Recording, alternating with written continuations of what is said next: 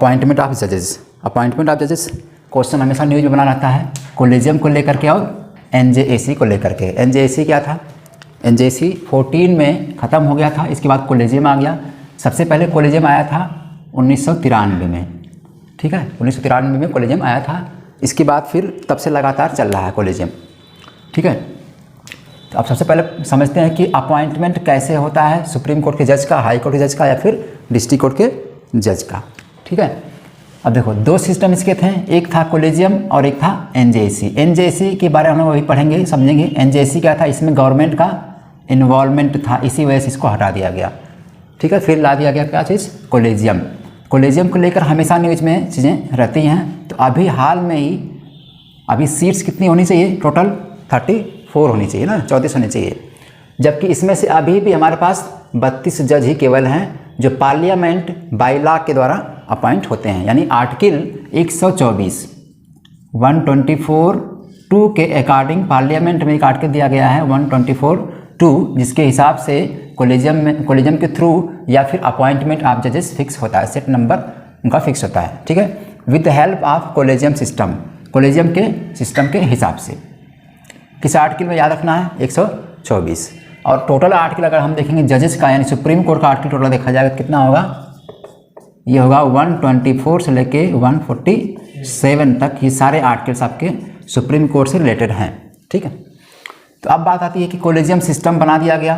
तो collegium system को सबसे पहले समझेंगे कि जजेस केस आते हैं, यानी पहला अपॉइंटमेंट और ट्रांसफ़र, दो शब्द होते हैं सुप्रीम कोर्ट को समझने के जजेस के बारे में। दो चीज़ें हैं, अपॉइंटमेंट और जजेस, अपॉइंटमेंट और ट्रांसफ़र। पहला केस आता है, फर्स्ट केस 1981 में। इसमें क्या बोला गया? ये जो रिकमेंडेशन होगी सीजीआई रिकमेंड करेगा फॉर द अनदर जजेस, दूसरे जज के लिए रिकमेंड करेगा किसको? प्रेसिडेंट को। जैसे अभी हमने ये पढ़ा है ना कि जो सीजीआई होता है इसका अपॉइंटमेंट प्रेसिडेंट करता है, ठीक है, पहला इसका अपॉइंटमेंट प्रेसिडेंट करेगा। लेकिन बाकी जो अदर जज होते हैं उनका अपॉइंटमेंट इसके रिकमेंडेशन पे प्रेसिडेंट करता है, ठीक है, इसके रिकमेंडेशन पे प्रेसिडेंट करता है। तो इसी में पहला केस आ जाता है।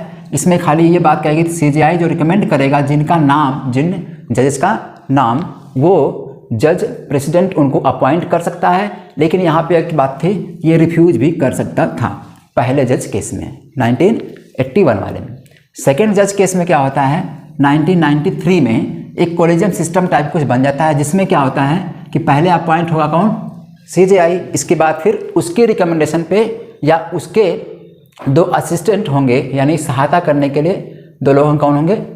2 सीनियर मोस्ट जज होंगे, ठीक है, 2 सीनियर मोस्ट जज होंगे।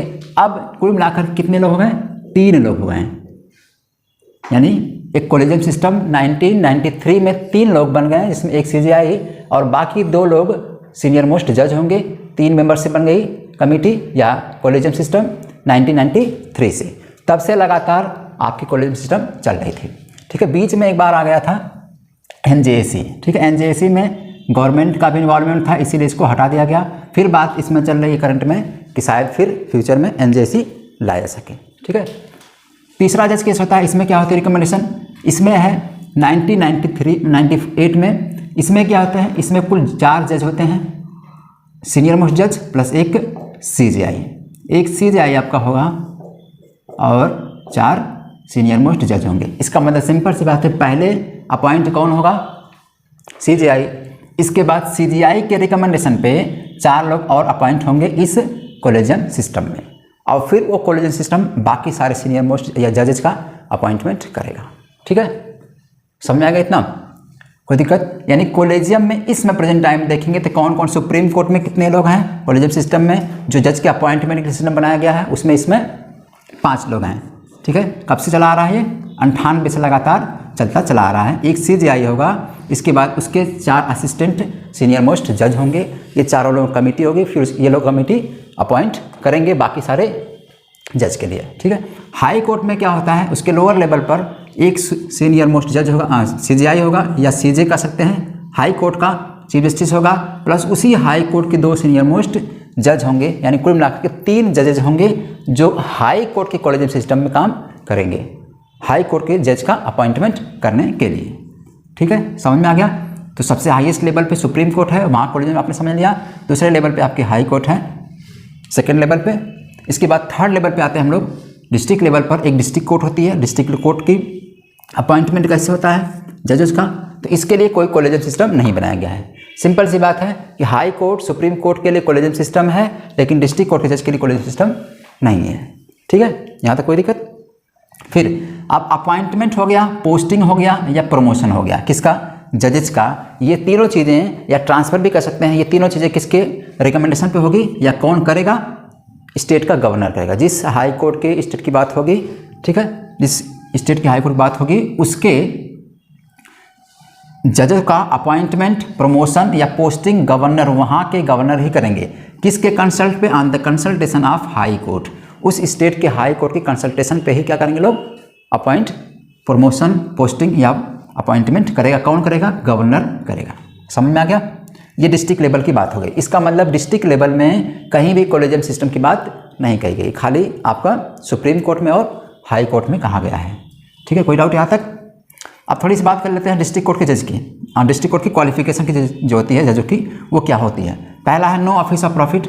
नो ऑफिस ऑफ प्रॉफिट मतलब कोई भी व्यक्ति जो डिस्ट्रिक्ट कोर्ट का जज बनना चाहता है उसके लिए क्वालिफिकेशन क्या होनी चाहिए, ऑफिस ऑफ प्रॉफिट नहीं होनी चाहिए। इसका मतलब सेंटर में या स्टेट के किसी भी सर्विस में काम नहीं करते होना चाहिए। ये इनकी पहली क्वालिफिकेशन हो गई। दूसरी क्वालिफिकेशन, उसे एडवोकेट होना चाहिए या प्लीडर। एडवोकेट को ही प्लीडर कहते हैं। 7 साल के लिए या 7 साल से लगातार वो प्लीडर या एडवोकेट डिस्ट्रिक्ट कोर्ट जज बनाया जा सकता है। रिकमेंडेड कौन करेगा, हाई कोर्ट। हाई कोर्ट से उस व्यक्ति, जो व्यक्ति डिस्ट्रिक्ट कोर्ट का जज बनने वाला है, उस व्यक्ति की रिकमेंडेशन होनी चाहिए हाई कोर्ट के द्वारा। ठीक है, समझ में आ गया। यानी 3 आपने क्वालिफिकेशन देख लिया हाई कोर्ट के जज का। पहली क्वालिफिकेशन है कि उसे ऑफिस ऑफ प्रॉफिट नहीं होनी चाहिए। ठीक है, दूसरा कि वो 7 साल लगातार कोई वकील हो उसी हाई कोर्ट का, तभी जज बनाया जा सकेगा। तीसरा, वो हाई कोर्ट के द्वारा रिकमेंडेड हो, तब हम उस व्यक्ति को मान सकते हैं कि वो हाई कोर्ट का जज बन सकता है। ठीक है, अब हाई कोर्ट को बोला गया highest judicial authority in district. District में हाईएस्ट जुडिशियल अथॉरिटी होती है। ठीक है, कोई दिक्कत यहाँ तक। फिर लास्ट में पढ़ लेते हैं, है ना, डिस्ट्रिक्ट कोर्ट के पास क्या क्या पावर होंगी। इसके पास दोनों पावर होंगी। जो पावर्स आपके यहाँ पे थी वही power high court supreme court के पास, वही पावर डिस्ट्रिक्ट कोर्ट के पास भी होती हैं। यानी दोनों की पावर हो सकती हैं, ओरिजिनल और अपीलेट पावर दोनों हो सकती हैं। इसमें ओरिजिनल का मतलब होता है ऐसी पावर जो खुद ये सुन सकता है, इसकी पावर होगी। अपीलेट पावर ये होती है या लोअर कोर्ट में या और किसी कोर्ट में जो केसेस चल रहे होते हैं वो अपील के थ्रू आप डिस्ट्रिक्ट कोर्ट में ला सकते हैं, उसको बोला जाता है अपीलेट जुरिस्डिक्शन। ठीक है, अपीलेट पावर। अब इसमें दोनों केस चल सकते हैं, सिविल केसेस भी और क्रिमिनल केसेस भी। यानी अगर आपको डिस्ट्रिक्ट लेवल पे कोई केस लेके जाना है तो आप दोनों केस सिविल भी जा सकते हैं और क्रिमिनल भी लेके जा सकते हैं। ठीक है, यहाँ तक समझ में आ गया। बताओ कोई दिक्कत। मतलब हमने अपॉइंटमेंट समझ लिया कैसे अपॉइंटमेंट होता है। तो फिलहाल अभी तक जो हमको ये समझना है, अभी तक आपके क्या है, कोलिजन सिस्टम से अभी तक अपॉइंटमेंट हो रहा है। अब सबसे अच्छी बात है, अभी 32 थे, अब 2 लोग हो जाएंगे जल्दी, तो पूरे 34 हो जाएंगे। लगभग 2 साल बाद ऐसा हो रहा है कि 2 ईयर्स, 2 साल बाद ये सीट खाली थी, अब की बार भरी जा रही है। 34 हो जाएंगे टोटल, अभी 32 फिलहाल में हैं। समझ में आ गया यहाँ तक। तो क्या क्या समझे अभी कोलिजन सिस्टम और एनजेसी में। अभी फिलहाल हम किसको प्रेफरेंस दे रहे हैं, कोलिजन सिस्टम को। एनजेसी की बात हो रही है, लेकिन एनजेसी के में कुछ पेज है तो वो फिर पेज निकल जाएगा, तो उसके बाद एनजेसी को लाया जा सकेगा। ठीक है, ये बात इसलिए कही जा रही है क्योंकि कुछ न कुछ एक्सिक्यूटिव का भी रोल होना चाहिए देश चलाने के लिए। अब इसमें आपने समझा कि अपॉइंटमेंट के लिए कुछ जजेस केस चले थे। पहला केस था 1981 में, दूसरा केस था 1993 में, तीसरा केस होता है 1998 में। ठीक है, तो फाइनली 1993 से ही हम समझते हैं कि 93 से ही कोलिजन सिस्टम आ गया। ठीक है, तब से हो रहा। लेकिन अब 93 में कोलिजन कितने लोग थे, केवल 3 लोग थे। 98 में हो गए कितने लोग, 5 लोग। 4 सीनियर मोस्ट जज होंगे जो इसके द्वारा नाम दिए जाएंगे और उनका नाम सुप्रीम, ये जो चीफ, ये प्रेसिडेंट होगा, प्रेसिडेंट उनका नाम रिकमेंड पाएगा किसके द्वारा, सीजीआई से। सीजीआई रिकमेंड कर देंगे, उसके बाद फिर वो उनको अपॉइंटमेंट दे देगा। ठीक है, इसका मतलब हम सीधे सीधे कहते हैं कि बाकी सारे जज का अपॉइंटमेंट किसके बेस पे होगा, सीजीआई के बेस पे होगा, सुप्रीम कोर्ट में। ठीक है, यहाँ तक कोई दिक्कत। दूसरा था हाई कोर्ट के लेवल में क्या होगा, हाई कोर्ट में हर स्टेट की जहाँ स्टेट में हाई कोर्ट है वहाँ पे अब देखना, इसमें आपको करंट में कुछ देखना कितने हाई कोर्ट्स इसमें हैं, 25 हाई कोर्ट्स हैं, 25 राज्यों में हाई कोर्ट हैं। तो हाई कोर्ट में क्या होगा, एक हाई कोर्ट का सीनियर मोस्ट जज होगा या चीफ जस्टिस होगा, प्लस 2 सीनियर मोस्ट जज होंगे। कुल मिला के 3 जजों से मिलकर ये कमेटी बनेगी, यानी कॉलेजियम सिस्टम बनेगा कहाँ का, हाई कोर्ट का।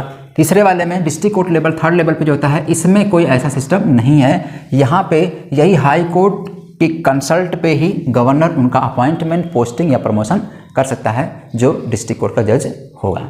ठीक है, यहाँ तक समझ में आ गया। क्वालिफिकेशन आपने समझ लिया, क्वालिफिकेशंस यहाँ तक आपका क्लियर हो गया। अब थोड़ा समझ लेते हैं हम लोग NJAC कब लाया गया था और कॉलेजियम में डिफरेंस, क्या डिफरेंस है उसको देख लेते हैं। अभी हमने NJAC कॉलेजियम समझ लिया कि इसमें एक सीनियर मोस्ट जज होगा प्लस 1 CGI होगा और बाकी 4 सीनियर मोस्ट जज होंगे, ये समझ में आपका आ गया। इसमें एक CGI जो होगा वो प्रेसिडेंट के द्वारा अपॉइंट होगा, इसके रिकमेंडेशन पे बाकी सारे जज अपॉइंट होंगे चारों। ठीक है, कुल मिला के 5 जज यहाँ हो रहे थे। अब आपको याद रखना है कि NJAC में कुल 6 जज होते हैं। ठीक है, ये कमेटी जो इसमें 6 जजों की कमेटी है, 6 मेंबर्स होंगे इसमें इन्वॉल्वमेंट कौन कौन होगा, एक होगा आपका CJI, 2 होंगे सीनियर मोस्ट जज आप सुप्रीम कोर्ट, याद रखना है सीनियर मोस्ट जज आप सुप्रीम कोर्ट, प्लस एक लॉ मिनिस्टर होगा और 2 डिस्टिंग्विश्ड जूरिस्ट होंगे, अच्छे जानकार होंगे जो जिनको अच्छा नॉलेज होगा लॉ का। ठीक है, यानी इसमें एक हो गया कौन, ये लॉ मिनिस्टर भी इंक्लूडेड हो गया, यानी लॉ मिनिस्टर कहाँ का, सेंट्रल गवर्नमेंट का, वो भी इसमें इंक्लूड हो गया था। इसी वजह से कॉलेजियम और दोनों में टकरार हुई। फिर लास्ट में कहा गया कॉलेजियम क्योंकि जो जुडिशरी है वो इंडिपेंडेंट है, इसमें एक्सिक्यूटिव का या फिर लेजिस्लेचर कोई रोल नहीं है, इसी वजह से इसको इन्होंने कहा कि प्रेफरेंस दिया किसको, कॉलेजियम को। तो NJAC में क्या कितने लोग होंगे, CJI हो गया, 2 सीनियर मोस्ट जज होंगे और लॉ मिनिस्टर होगा, प्लस 2 चीज़ और होंगे, 2 लोग डिस्टिंग्विश्ड जूरिस्ट होंगे।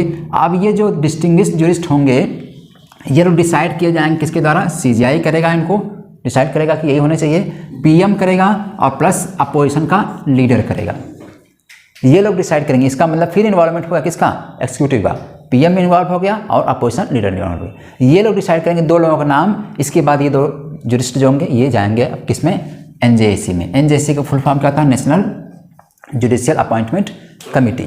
ठीक है, एक कमेटी ये है, तो ये कमेटी को हमेशा फिलहाल हटा दिया गया है, इसको अभी यूज में नहीं है, लेकिन फिर गवर्नमेंट कर रही है, सेंट्रल गवर्नमेंट की इसको लाने के बाद। क्यों करे, क्योंकि यहाँ पे PM का और अपोजिशन लीडर का प्लस लॉ मिनिस्टर का रोल हो जाएगा उनके अपॉइंटमेंट में जजों के, तो हो सकता है कि थोड़ा बहुत मतलब कह सकते हैं रोल हो जाएगा पूरा एक्सिक्यूटिव का भी, तो ये लोग भी मनमाना नहीं कर सकते हैं, ऐसा सोचने को हो रहा है। ठीक है, ऐसा हो सकता है।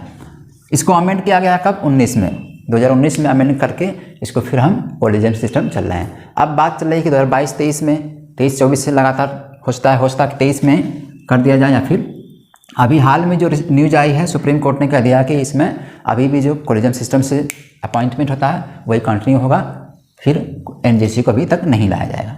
ठीक है, अब बात चल रही पार्लियामेंट में अगर डिसाइड हो जाएगा तो फिर इसको NJAC को दोबारा लाया जा सकता है। समझ में आ गया यहाँ तक, कोई दिक्कत?